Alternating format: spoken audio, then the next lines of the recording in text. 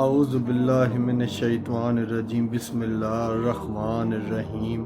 السلام علیکم ورحمۃ اللہ وبرکاتہ۔ تو محترم خواتین و حضرات، سب سے پہلے میں آپ کو اپنے چینل قرآنی وظائف ٹیم میں خوش آمدید کہتا ہوں اور اللہ رب العزت سے دعا کرتا ہوں کہ آپ سب لوگ خیر و عافیت سے ہوں گے۔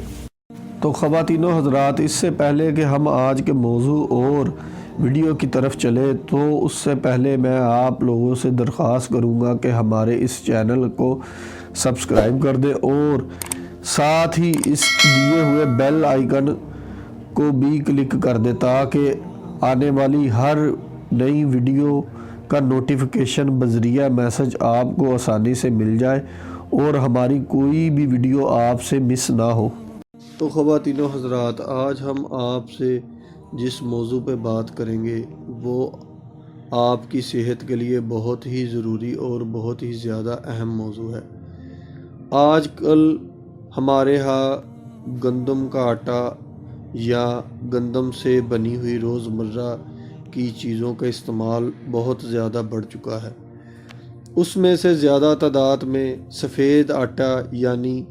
وائٹ فلور کا استعمال زیادہ کیا جا رہا ہے اور اس سے بنی ہوئی مختلف اشیاء ہمارے ہاں زیادہ تر لوگ استعمال کر رہے ہیں۔ مثال کے طور پر بسکٹ، برگر، بریڈ، روٹی یا نان اور اس قسم کی بہت سی چیزوں ہم روز کسی نہ کسی صورت میں استعمال کرتے ہیں اور کھاتے ہیں، اور ماہرین اس کے بارے میں کہتے ہیں کہ وائٹ فلور انسانی صحت کے لیے بہت زیادہ نقصان دہ ہے، لیکن ہم لوگ اس طرف توجہ نہیں کرتے کیونکہ اس کی پسائی کے دوران بہت سے اہم قدرتی اجزاء اس کے اندر سے نکل جاتے ہیں۔ مثال کے طور پر گندم کا دانہ 3 چیزوں پر مشتمل ہوتا ہے اور جو فلور مل اس کو پیستی ہے وہ 2 اجزاء یعنی چوکر اور جمز اس میں سے نکال لیتے ہیں اور صرف اس میں سے ایک چیز رہ جاتی ہے، وہ ہے سفید آٹا۔ کہ دیکھنے میں یہ سفید آٹا نقصان دہ نہیں لگتا لیکن یہ بہت سی بیماریوں کو جنم دیتا ہے۔ جیسا کہ آپ میں سے بہت سے لوگوں کو علم ہوگا کہ پہلے وقت میں لوگ گھر میں گندم کے دانوں کو گھر میں ہاتھ کی چکی سے پیستے تھے۔ ایک تو اس چکی کی گرمائش کم ہوتی تھی اور دوسرا اس میں سے گندم میں شامل قدرتی اجزاء ضائع نہیں ہوتے تھے اور ہم کو گھر میں ایک ہیلتھی فوڈ ملتا تھا جو ہماری صحت کے لیے بہت ہی مفید تھا اور غذائیت سے بھرپور تھا۔ لیکن آج کل کے بچوں میں ان چیزوں کی کمی پائی جاتی ہے۔ گندم کے دانے میں healthy fat, vitamins B, vitamin E, protein, fibre اور منرلز پائے جاتے ہیں اور یہ اجزاء چوکر اور جمز میں پائے جاتے ہیں۔ اور ہم اب بات کرتے ہیں اس سے پیدا ہونے والی بیماریوں کے بارے میں۔ اس سے پیدا ہونے والی بیماریوں میں جو بیماریاں شامل ہیں اس میں سے سب سے پہلے ہائی بلڈ پریشر، شوگر، معدے کے امراض،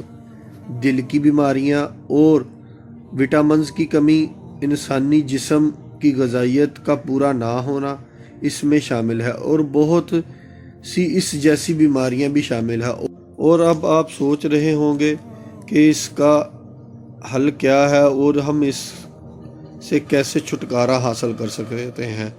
تو میں آپ کو اس کا آسان سا اور مستقل سا حل بتاتا ہوں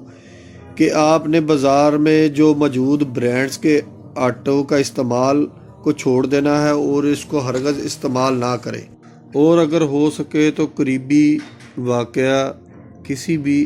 آٹے والی چکی سے کھلا آٹا خرید لائیں اور کوشش کریں کہ اس کو کہیں کہ اس کو